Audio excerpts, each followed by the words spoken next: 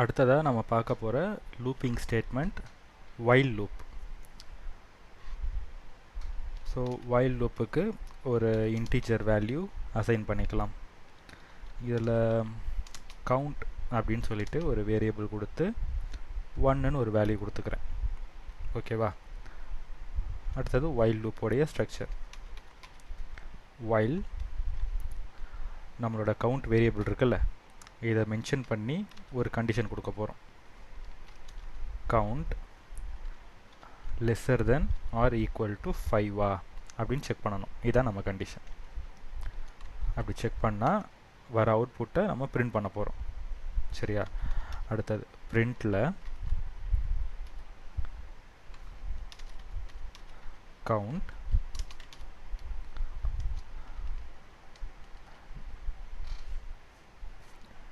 நம்மளுடைய வேரியபிளை மென்ஷன் பண்ண போகிறோம்.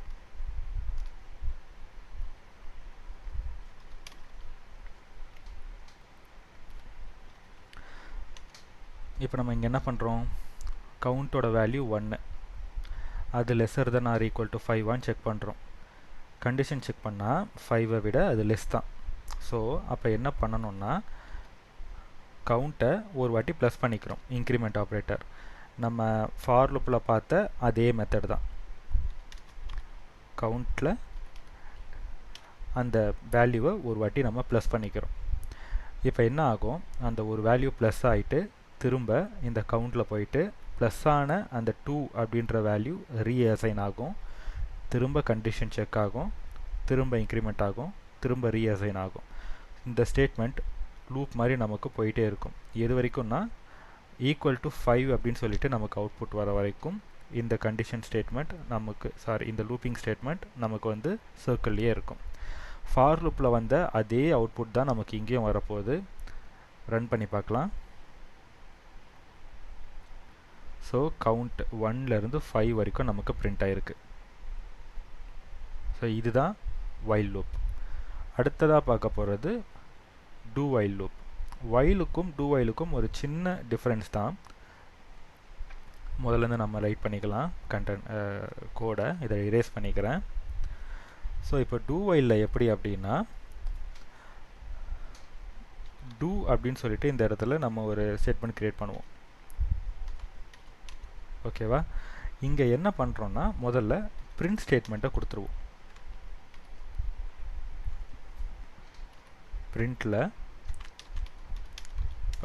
கவுண்டோட வேல்யூ என்ன அப்படின்றத முதல்ல கொடுத்துடலாம். சரியா? கவுண்டோட வேல்யூ நமக்கு இந்த இடத்துல பிரிண்ட் பண்ணிவிட்டு அதே மாதிரி கவுண்ட்டை நமக்கு இந்த இடத்துல இன்க்ரிமெண்ட்டும் பண்ணிடும். பண்ணதுக்கு அப்புறமா தான் கண்டிஷனே நமக்கு இங்கே செக் ஆகும்.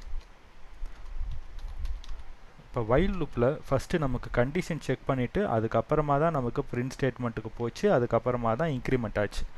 ஆனால் டூவில் முதல்ல நமக்கு பிரிண்ட் பண்ணிவிட்டு அதுக்கப்புறம் இன்க்ரிமெண்ட் பண்ணிவிட்டு அதுக்கப்புறமா தான் whileல கண்டிஷனே நமக்கு செக் பண்ணும். இப்போ இதில் நம்ம என்ன பண்ண போகிறோன்னா அங்கே கொடுத்த அதே கண்டிஷன் தான் கொடுக்க போகிறோம். Lesser than or equal to 5 அப்படின்ட்டு தான் நம்ம இந்த இடத்துல கொடுக்க போகிறோம். அதுதான் இங்கேயும் செக் பண்ண போகுது. அங்கே கொடுத்த அதே கண்டிஷன் அதே ஸ்டேட்மெண்ட்டு தான், ஆனால் வே ஆஃப் ரைட்டிங் வேறு. இப்போ whileல நமக்கு கண்டிஷனை செக் பண்ணி அதுக்கப்புறம் பிரிண்ட் ஸ்டேட்மெண்ட்டுக்கு வந்துச்சு. do whileல முதல்ல பிரிண்ட் பண்ணிட்டோம், அதுக்கப்புறமா நமக்கு கண்டிஷன் செக் பண்ணுறோம். இவ்வளோ தான் வித்தியாசம். இப்போ கிளியர் பண்ணிவிட்டு மறுபடியும் ஒரு ரன் பண்ணி பார்ப்போம். அதே அவுட்புட் தான் நமக்கு வருது. ஸோ while அண்ட் do whileக்கு உண்டான வித்தியாசம் இதுதான்.